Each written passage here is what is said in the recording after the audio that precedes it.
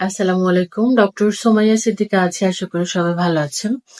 একটা ভাইয়া কমেন্ট করেছে যে আমার বয়স ২৬ বছর, আমি অবিবাহিত। আমি আগে হস্তমৈথুন করতাম, এখন করি না।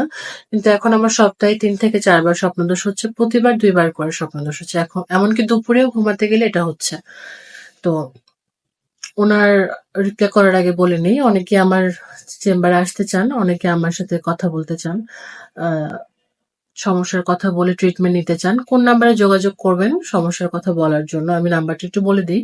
01300755436, 01300755436। এটা আমার হোয়াটসঅ্যাপ নাম্বার।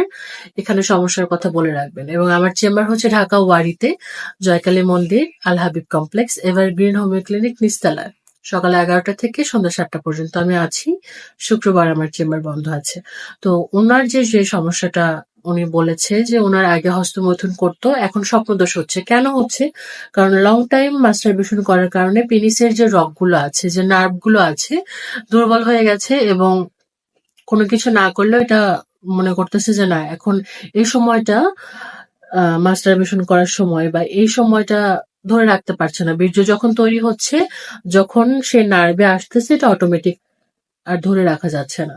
যার কারণে স্বপ্নদোষ হয়ে যাচ্ছে বা প্রস্রাবের সাথে অনেকের ক্ষয় যাচ্ছে।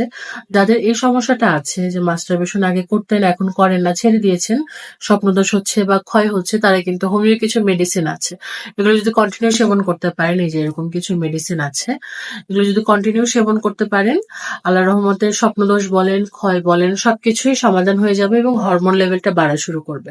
তখন কিন্তু ঘাটতিটাও থাকবে না, বা এখন যে বর্তমানে সমস্যাগুলো আছে এগুলো থাকবে না।